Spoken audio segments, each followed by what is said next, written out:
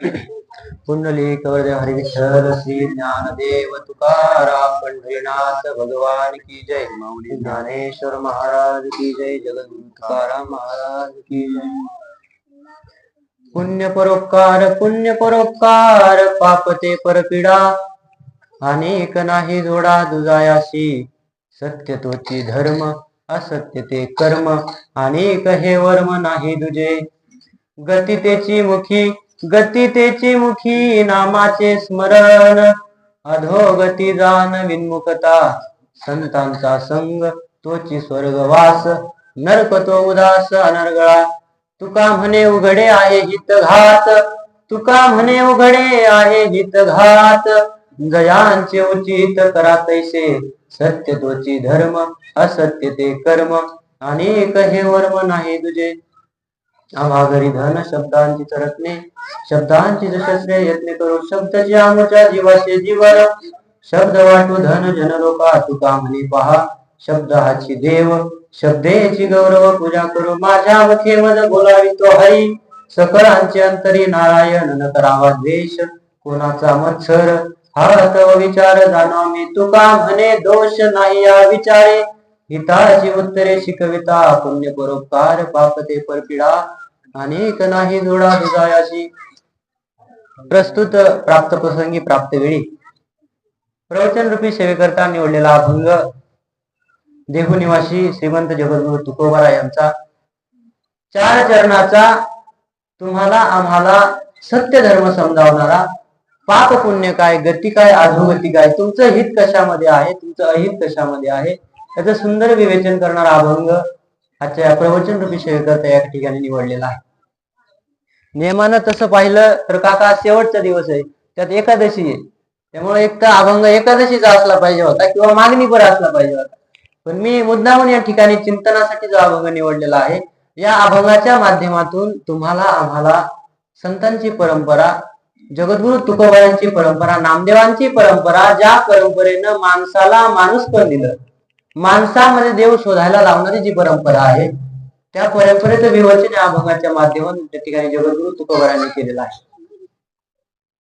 ही परंपरा समजावून घेत असताना मागणीपर अभंगन घेण्याचं कारण मी सांगतो काका गेली अनेक वर्ष आज 45 वर्ष झाला आपण सप्ताह करतोय आपल्या अनेक मागच्या पिढ्या पुढच्या पिढ्या आत्ताच्या पिढ्या फक्त मागत आलेले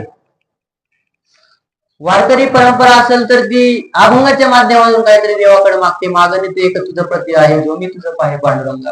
दुसरा एखादा कोणी भक्त असेल तर तो 5-25 रुपयाचा नारळ त्या ठिकाणी देवाला फोडतो तो काहीतरी त्या ठिकाणी मागत असतो।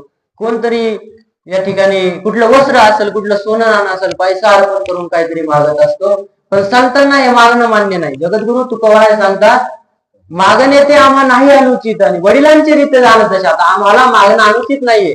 नवे पुढे जाऊन जगद्गुरु तुकोबाराय सांगतात भिक्षा पात्र अवलंबने दळोजिने लाजीरवाने हे लाजीरवानं जीवन आम्हाला नकोय। आता कुठेतरी आम्ही आमच्या स्वबळावर आम्ही आमच्या ताकदीवर काहीतरी निर्माण केलं पाहिजे। जगद्गुरु तुकोबारायांनी उभ्या आयुष्यामध्ये प्रयत्नवाद पोचला पलायनवाद जगद्गुरु तुकोबारायांनी पोचलेला नाही। नेहमी प्रयत्नाला त्या ठिकाणी जगद्गुरु तुकोबारायांनी प्राधान्य दिलेलं आहे। असाध्य ते साध्य करिता सायासाने कारण अभ्यास तुका म्हणे एखादी गोष्ट जर तुम्हाला साध्य करायची असेल तर ती तुम्ही प्रयत्नानं अभ्यासानं साध्य करू शकता। हा सिद्धांत जगद्गुरु तुकोबारायांनी तुमच्या आमच्या समोर मांडलेला आहे। नवे एका अभंगामध्ये जगद्गुरु तुकोबाराय सांगतात साधुनी वचनानं खाती टोळा आणि अनेकाचे डोळा न पाहावे। काही लोक प्रयत्नानं त्या ठिकाणी विष पचवतात विष ते तुम्ही आम्ही ऐकायला सुद्धा आम्हाला काय होतं ते जड जातं। आजच्या घडीला जर युट्यूबला तुम्ही बघितलं तर तरुण मुलं मुली त्या ठिकाणी जर साप धरतात त्याचे व्हिडिओ जर आपल्याला आले तर स्वप्नात येते काय म्हणून आपण ते व्हिडिओवर ढकलत असतो। जगद्गुरु तुकोबाराय सांगतात साधुनी भुजंग धरतील हाती आणि के कापती देखून या ते बघितलं तरी तुमच्या आमच्या अंगाला काय होतं या ठिकाणी थरकाप पुरतो आणि म्हणून ही परंपरा कुठंतरी आपण समजून घेतली पाहिजे। नामदेव महाराजांनी त्या ठिकाणी 12व्या शतकामध्ये या परंपरेला सुरुवात केली। अनेक धर्म या ठिकाणी अस्तित्वात असताना देखील नामदेव महाराजांनी ज्ञानोबारायांनी ही वारकरी परंपरा का सुरू केली यामागचं तत्वज्ञान का मांडलं याचा विचार तुम्ही आम्ही कधीतरी केला पाहिजे। ऐन तारुण्यामध्ये असताना त्या ठिकाणी देवाचा शोध घेण्यासाठी नामदेवराय घराबाहेर पडलेले आहेत आणि लोकांना विचारू लागले की मला खरा देव कोण सांग खरा देव कोण दाखवणारा असा कुणी माणूस आहे का। आणि मग लोकांनी त्या ठिकाणी नामदेव महाराजांना सांगितलं तुम्ही त्या औंढ्या नागनाथाला जा. औंढ्या नागनाथाच्या त्या ठिकाणी विसोबा खेचर नावाचे ग्रस्त तुम्हाला भेटतील आणि ते विसोबा खेचर नावाचे ग्रस्त तुम्हाला खरा देव दाखवतील, खऱ्या देवाचा शोध लावून देतील. भटकंती करत करत त्या ठिकाणी नामदेव महाराज त्या औंढ्या नागनाथाला गेले. औंढ्या नागनाथ हे 12 ज्योतिर्लिंगापैकी एक ज्योतिर्लिंग, बरोबर ना. पूर्वी ते 9 मजली काहीतरी दगडाचं बांधकाम होतं. आता 1-2 मजली त्या ठिकाणी शिल्लक आहे. स्वयंभू महादेवाचं मंदिर आहे. आणि त्या ठिकाणी गेल्यानंतर नामदेव महाराजांनी ते बघितलं तर ते विसोबा खेचर अक्षरशः त्या महादेवाच्या पिंडीवर पाय ठेवून त्या ठिकाणी झोपले होते. नामदेव महाराज विचार करू लागले, ज्या माणसाकडे मी देवाचा शोध घेण्यासाठी आलोय तो माणूस या पिंडीवर पाय ठेवून झोपलाय, देवावर पाय ठेवून झोपलाय. हा माणूस मला काय धर्म समजावणार, हा माणूस काय मला देवाचा शोध लावून देणार. आणि मग नामदेव महाराज त्या ठिकाणी म्हणतात, अरे उठी उठी प्राण्या आंधळा तू काय, आणि देवावरी पाय ठेवण्या उठ म्हणले, तू का आंधळा आहे का, देवावर पाय ठेवून त्या ठिकाणी झोपलास. आणि मग ते खेचर महाराज त्या ठिकाणी नामदेव महाराजांना सांगतात, अरे नामदेवा माझं वय झालंय, मी वयस्कर आहे, माझे पाय मला त्या ठिकाणी उचलत नाही, तू माझे पाय उचल अशा ठिकाणी जेव, जिथं काय नाही, जिथं देव नाही अशा ठिकाणी ठेव. आणि नामदेव महाराजांनी त्या ठिकाणी ते विसोबा खेचरांचे पाय हातामध्ये धरले आणि नामदेव महाराज विचार करू लागले की देव नाही अशी कुठली जागा आहे, देव नाही अशी कुठली जागा आहे. विठ्ठल देवी स्थळी भरला इथं ठाव नाही बोलला, आजम्या दृष्टीने पाहिला विठ्ठलाची विठ्ठल, तो देव नाम या हृदयी दाविला. आणि उपकार केला खेचराने. खेचर महाराजांमध्ये पांडुरंग पाहण्याचं काम माझ्या नामदेवरायांनी केलं. आणि खरी वारकरी परंपरेचं तत्वज्ञान, वारकरी परंपरेचा सिद्धांत नामदेव महाराजांनी त्या ठिकाणी मांडला. माणसामध्ये माणूसाला, माणसामध्ये माणसानं माणसाला माणूस म्हटलं पाहिजे, ही परंपरा जर कुणी सुरू केली असेल ती वारकरी परंपरेने सुरू केलेली आहे. यारे यारे लहान थोड याती भरती नारे नर, हा सिद्धांत त्या ठिकाणी माझ्या नामदेव महाराजांनी मांडला. नवे नवे भेदाभेद विष्णुमय वैष्णवांचा धर्म आणि भेदाभेद ब्रह्म आम्हाला इथं कुणाचा भेद नाही होणार, इथं सगळ्यांसाठी ही वारकरी परंपरा अशी आहे तर समान आहे. हा सिद्धांत त्या ठिकाणी नामदेव महाराजांनी मांडला. पुढे चालत असताना नामदेव महाराजांनी त्या ठिकाणी लिहून ठेवलं, समाजामध्ये अत्यंत चुकीची परिस्थिती चालू होती, समाज उरफाट वागत होता, समाज उरफाट भजन त्या ठिकाणी करत होता. नामदेव महाराजांनी एका अभंगामध्ये लिहून ठेवलंय, देव दगडाचा भक्त हा मायेचा, संदेह देवांचा पिटे कैसा, ऐसे हेही देव फोडिले तुरकी, घातले उदकी बोलेचे ना. तुर्क लोकांनी हे दगडाचे देव फोडले, उदकामध्ये घातले पाण्यामध्ये, तरी ते देव बोलले नाही. नवे नवे नामदेवराय सांगतात, सजीवाशी हानीला था, निर्जीव पायी ठेवी माता, भजन चालले उरफाटे, कोण जाणे खरे खोटे. घरामधल्या जिवंत आई बापाला लाथा मारायच्या आणि निर्जीव दगडाच्या त्या ठिकाणी डोकं ठेवून त्या ठिकाणी काहीतरी मागायचं.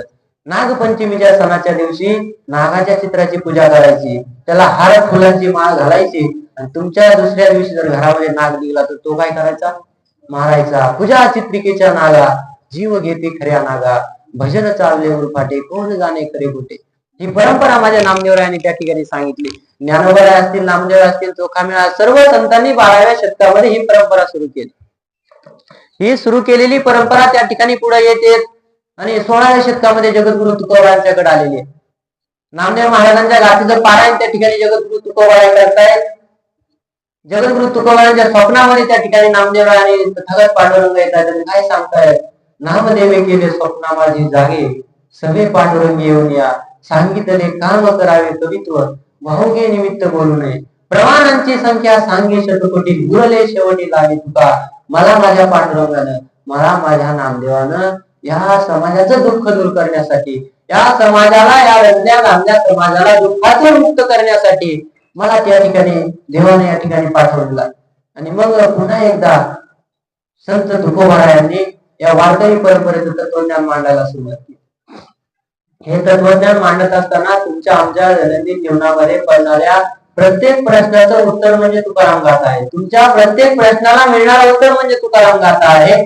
आणि मग अनेक सिद्धांत त्या ठिकाणी मांडले. तुमच्या आमच्यासाठी हे सिद्धांत काय, एका सिद्धांतामध्ये जगद्गुरु तुकोबाराय सांगतात, पैसा कसा कमवला पाहिजे, पैसा कमवणं हा पुरुषार्थ आहे, तो कमवला पाहिजे. संतांनी पैसा कमवायला कधीच विरोध केलेला, पण तो उत्तम मार्गाने कमवला पाहिजे. जगद्गुरु तुकोबाराय सांगतात, जोडोनिया धन उत्तम व्यवहारे, उदास विचार करा. उत्तम मार्गाने जर तुम्ही पैसा कमवला ना, उत्तम मार्गाने जर तो खर्च केला तरच तुम्ही गतीला प्राप्त होऊ शकता. तुका म्हणे ह्याचे आश्रमाचे फळ आणि परमपद बळ वैराग्याचे. जर तुम्हाला परमपद बळाला वैराग्याला प्राप्त व्हायचं असेल तर तुम्ही आम्ही उत्तम मार्गाने पैसा कमवला पाहिजे, उत्तम मार्गाने तो खर्च केला पाहिजे. नवे पुढे जाऊन जगद्गुरु तुकोबाराय सांगतात, पैसा कोणाकडे येतो? पैसा कोणाच्या खात्यामध्ये जमा होतो? बँकेच्या पुस्तकं वाचता आपल्या जमा आणि नावे, म्हणजे कुणाच्या खात्यामध्ये पैसा जमा होतो? तर जगद्गुरु तुकोबाराय सांगतात, मोकळे मन रसाळवाणी याची गुणी संपन्न लक्ष्मी तो ऐशा नावे, अशाच लोकांच्या खिशामध्ये पैसा टिकतो. आपण म्हणतो माझ्याकडे पैसाच टिकत नाही, मग आपलं मन कसं नसतं? मोकळं नसतं, आपली वाणी रसाळ नसते. जगद्गुरु तुकोबाराय सांगतात, ज्याचं मन मोकळं आहे, ज्याची वाणी रसाळ आहे, तो उत्तम मार्गाने जो पैसा कमवतो, त्याच्या खात्यामध्ये पैसा राहिल्याशिवाय येणार, त्याच्याकडे 100% पैसा येणार. आणखी काय सांगितलं मनाबद्दल जगद्गुरु तुकोबारायांनी? काय सांगितलं?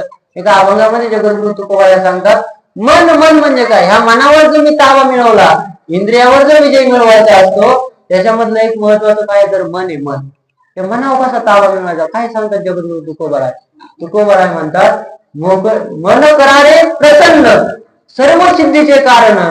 म्हणजे तुमच्या आयुष्यामधल्या प्रत्येक अचिव्हमेंटला, तुमच्या आयुष्यामधल्या प्रत्येक तुम्हाला जे काही मिळवायचे ना, त्याच्यासाठी तुमचं मन कसं पाहिजे? प्रसन्न पाहिजे, प्रसन्न. एखादी गोष्ट मिळवायला तुम्ही नगरला निघाले सकाळी आणि तुमचं मन जर प्रसन्न नसेल तर ती गोष्ट तुम्हाला मिळणार. तुमच्या तोंडात जर 12 वाजलेले असणार तर तुमच्या त्याने ते काम होणार आहे का? मोकळे मन, मन करारे प्रसन्न सर्व सिद्धीचे कारण. प्रसन्न आपण असं गती अथवा अधोगती. तुमच्या गतीलाही तुमचं मन कारण आहे आणि तुमच्या अधोगतीलाही तुमचं मन कारण आहे. पुढे जगद्गुरु तुकोबाराय सांगतात, मन करारे प्रसन्न सर्व सिद्धीचे कारण, प्रसन्न आपण असं गती अथवा अधोगती. मन गुरु आणि शिष्य खरी आपुलीची दास्य, प्रसन्न आपण असं गती अथवा. तुमचं मनच तुमचा गुरु आहे, तुमचं मनच तुमचं काय? शिष्य सुद्धा तुमचं मन आहे. तुमचं मन तुम्हाला सांगितलं की आपण आता प्रवचनाला गेलं पाहिजे, म्हणून तुम्ही आले. तुमचे पाय तुम्हाला घेऊन आले, पण तुम्हाला सांगितलं कोणी? तुमच्या मनाने सांगितलं की तुम्ही इथं काय झाले पाहिजे, प्रवचनाला आले पाहिजे. हे मन, या मनाचा ताबा. असे अनेक सिद्धांत जगद्गुरु तुकोबारायांनी आणि त्या ठिकाणी या परंपरेमध्ये मांडले. आणि हे सिद्धांत समजावत असताना एका साधकानं महाराजांना विचारलं, महाराज, आम्ही अनेक गेली वर्ष देवाला नैवेद्य दाखवतो, देवदेव करतो, देवाला नारळ फोडतो, देवाला सोनं अर्पण करतो, पण आम्हाला काय देव भेटला नाही, आम्हाला काय पुण्य लाभलं नाही. मग नेमकं पुण्य काय? या पुण्याची व्याख्या काय? हे जगद्गुरु तुकोबारायांना ज्यावेळी ते साधकानं विचारलं, ते जगद्गुरु तुकोबाराय म्हणतात, पुण्य म्हणजे काय? तर पुण्य पर उपकार, पापते परपीडा. इतरांवर उपकार करणं. तो किती उपकार करायचा त्याचं उत्तर जगद्गुरु तुकोबारायांनी देऊन ठेवलं.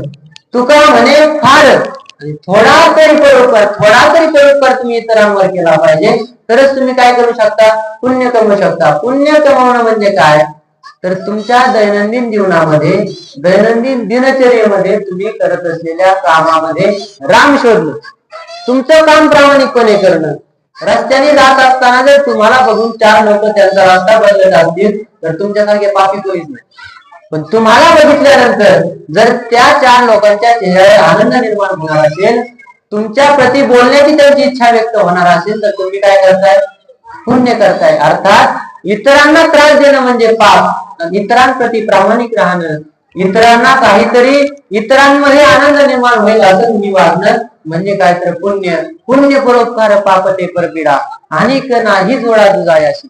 मग सत्य तोची धर्म. धर्म म्हणजे काय? धर्म म्हणजे सत्य, आणि सत्य म्हणजे धर्म. याच्यापेक्षा वेगळा धर्मच नाही. सत्य जे काय आहे, जे काय खरं आहे, तो म्हणजे धर्म.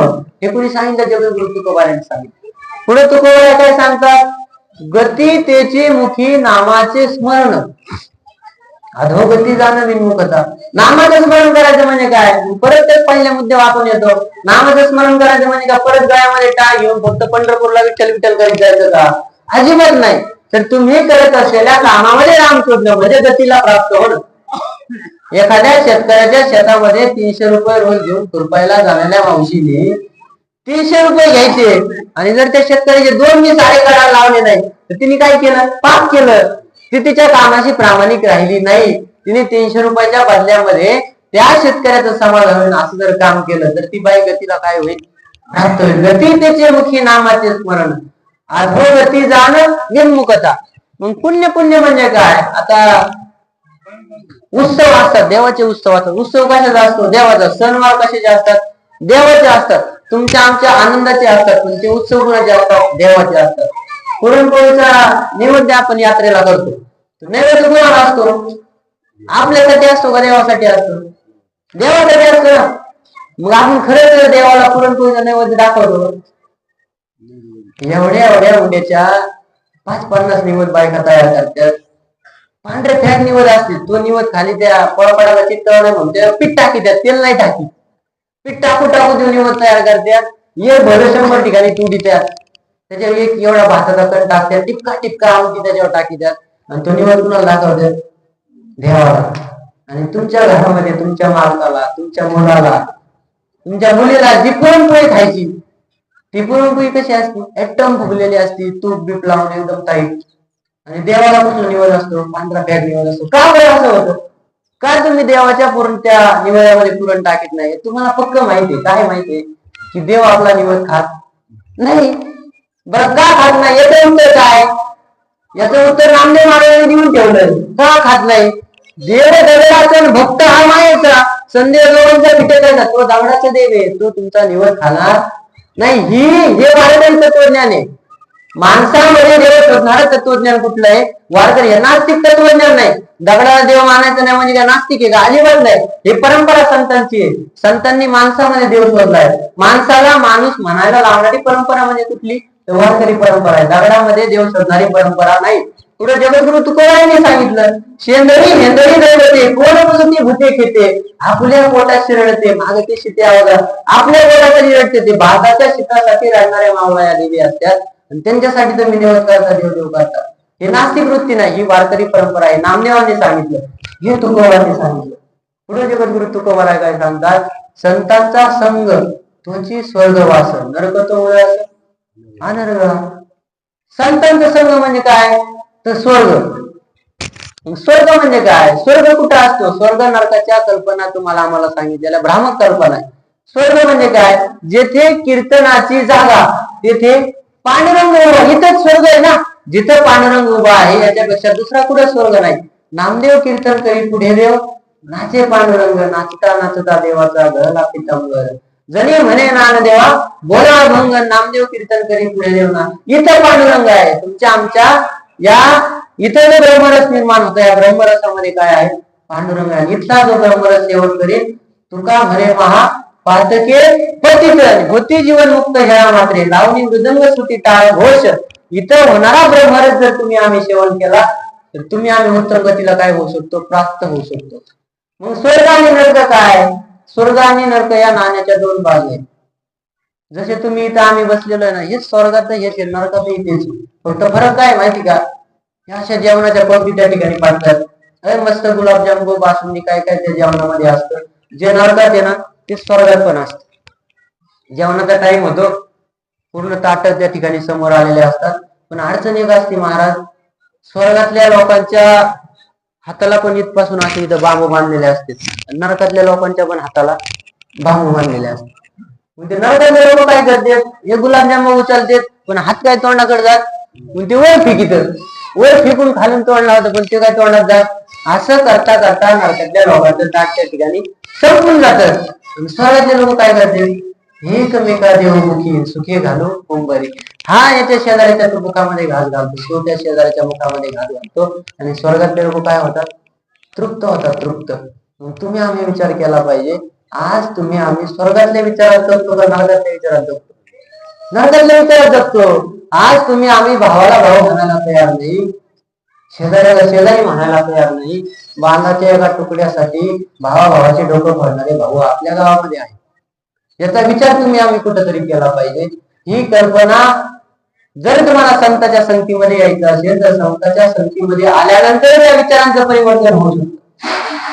माणसाला माणूस म्हणायला लावणारीच ही परंपरा आहे. आणि मग शेवटी जगद्गुरु तुकोबाराय त्या ठिकाणी काय सांगतात?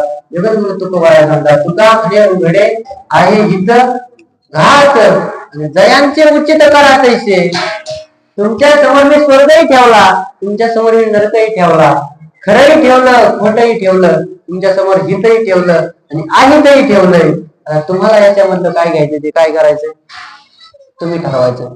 तुम्ही आम्ही आनंद कशामध्ये शोधतो, सुख कशामध्ये शोधतो? तुमचं आमचं सुख म्हणजे ना इतरांच्या दुःखामध्ये तुमचं आमचं सुख असतं. मास्तर एक उदाहरण देत असते ते मी पण देतो. आता सुरुवातीला आपल्याकडे प्रचंड 2-3 दिवस वादळ झालं, अवकाळी पाऊस आला कुठं कुठं. अशीच परिस्थिती होती एका गावामध्ये. अवकाळी पाऊस येतो अचानक आणि त्या पावसामध्ये ना शामराव नावाच्या एका व्यक्तीचं काय होतं, घर एक भिंत त्याची पडून जाते, 1-2 पत्रे त्या ठिकाणी उडून जातात. बिचारा रातभर त्याच्या कुटुंबासह जागरण करतो, कुठेतरी आडोशाला बसतो आणि सकाळी उठल्यानंतर आहे ना शामराव पूर्ण डिप्रेशन मध्ये गेलेला असतो, दुःखी झालेला असतो. सकाळी उठल्यावर आंघोळ करीत नाही, तो चहा पित नाही. पण आता शेवटी बायको ती बायको असते ना, मग त्या बाईने आपलं बिचारा त्या शामरावाला त्या ठिकाणी चहा पाजला आणि त्यांना सांगितलं की तुम्ही काही टेन्शन घेऊ नका, म्हणली माझ्या भाऊ शेजारच्या गावामध्ये राहतो, जर तुमच्या त्याने हे भिंत आजोबा नाही राहिली तर मी माझ्या भावाला सांगून ती आज भिंत काय करते उभा करून घेते, आपल्या सुरक्षतेची व्यवस्था मी काय करते करून घेते. शामराव म्हणला शेवटी आपली आपण करा सोडवणं. तो टेन्शन मध्ये होता, बरोबर चहा प्याला, गावाच्या दिशेने गेला. रोज तरतरीत जाणारा शामराव आज मात्र दुःखी चेहरा घेऊन गावामध्ये चालला होता. जाता जाता त्याला रामभाऊ भेटला. रामभाऊने तिकडून राम राम राम राम केला. शामरावचा आवाज थोडा खाली गेला होता, दुःखी होता ना, घर उडालं होतं, पत्रे उडून गेले. ते म्हणला काय राव शामराव असं म्हणजे दुःखी दिसताय, काय झालं? ते म्हणतो काय सांगू रामभाऊ, एक भिंत पडली, घराचे पत्रे उडून गेले, आज संध्याकाळी पुढे राहायचं याचा प्रश्न माझ्या समोर म्हणतो. रामभाऊ म्हणतो किती भीती पाडल्या तुझ्या? जग अरे मग आता घरात पडलंय, माझ्या गुरांचा गोठा पण उडून गेला म्हणतो. शामराव म्हणतो हा म्हणजे रामभाऊच्या उडून गेलेल्या घरामध्ये शामरावने काय शोधलं? सुख शोधलं. दुसऱ्याचं वाटलं म्हणजे आपल्यासाठी काय आनंद आहे. मग जो रामभाऊ गावामध्ये सकाळी चहा घरी पेत नव्हता, तो शामराव 2 तासांनी घरी येतो आणि बायकोला म्हणतो मला जेवायला वाट. बायको म्हणते सकाळी मला म्हणता चहा पेत नव्हता, आता जेवायला मागतोय, असं झालंय काय? दुसऱ्याच्या दुःखामध्ये आम्ही काय शोधत असतो? सुख शोधत असतो. परंतु संतांची परंपरा जे काय रंगले त्याशी म्हणे जो आपुले, तोची साधू ओळखावा, देव तेथेची जाणावा, रंजल्या गांधल्यामध्ये आम्ही देव शोधला पाहिजे, ही परंपरा तुमची आमची आहे. आता आज एकादशी म्हणलं की आम्ही कसे उपास नियमाने उपाशी पाहिजे. जगद्गुरु तुकोबाराय सांगतात, व्रत एकादशी करीन घाईन आरणीसी मुखी नाम विठ्ठलाचे घेईन मी वाचे, बीज कल्पन तिचे तुका म्हणे. आम्ही उपाशी करतो का? काका इथं बसलेले आहेत, उत्तम अभ्यास आहे काकांचा, गाथा असेल, ज्ञानेश्वरी असेल, कुठं सगळ्या ग्रंथांचा काकांचा अभ्यास आहे. जो आम्ही एकादशीला साबुदाणा खातो, तर साबुदाणा उल्लेख आहे का काका पुढं? मला तर नाही भेटला, पण काकांना एवढ्यात पुढे भेटलाय का? हाय का पुढे शब्द? सावता महाराजांनी सांगितलं कांदा मुळा भाजी अवघी विठाबाई माझी, लसूण मिरची कोथिंबीर अवघा झाला माझा. सगळ्या भाज्यांचा उल्लेख केला, साबुदाण्याचा उल्लेख आहे कुठेच उल्लेख नाही. पण तरी तो आम्ही कुठं खातो? एकादशीला. ज्याचा आमचा काहीच संबंध नाही ते कुठं? एकादशीला. बरोबर. साबुदाणा कुठून आला साबुदाणा? याचा काय शोध आहे साबुदाणाचा? आजही आपल्याकडं आजारी माणसाला आहे ना, ते साबुदाण्याची गोड पेच करून खायला देते, त्याने एनर्जी भेटते. बरोबर ना? हा साबुदाणा इंग्रजांनी भारतामध्ये आणला. इंग्रज त्यामुळे लोक होते, हुशार लोक होते. त्या अरब देशामध्ये त्या साबुदाणा कंदापासून तयार होतो. तर कंद असतं, त्या कंदापासून साबुदाणा तयार केला जातो. अरब देशामध्ये खूप त्याची शेती केली जाते मोठ्या प्रमाणात. आणि मग हे पुढे नेऊन विकायचा हा प्रश्न त्या इंग्रजांच्या समोर ज्यावेळेस पडला, त्यांनी विचार केला की भारतामध्ये येडे लोक आहेत, त्यातले लहान येडे कुठे आहेत? महाराष्ट्रात. मग ते इकडे घेऊन आले, त्यांनी गोड साबुदाणा आमच्या लोकांना तयार करून दिला. आमचे लोक म्हणे नाही आम्हाला गोड जमत, आम्हाला कसं पाहिजे? तिखट पाहिजे, तिखट. आणि मग त्या इंग्रजांनी तुम्हाला त्या शेंगदाणे टाक, मिरची टाक, हे करून आमच्या पाटलांना खायला दिली. पाटील वा वा वा. मग तो पाटलांनी विचारलं कधी खायचा साबुदाणा? ते म्हणजे एकादशीला खा, उपवासाला खा. मग आम्ही तो साबुदाणा कधी खायला उपवासाला खाय. म्हणजे आता आमचा काही खायला नाही. जी गोष्ट आमच्या संतांनी आम्हाला त्यांनी सांगितली नाही ते तुम्ही करत असतो. आणि म्हणून संतांची खरी विचारधारा या समाजाला समजली पाहिजे. संतांचा खरा विचार तरुण पिढीला महत्वाचा समजला पाहिजे.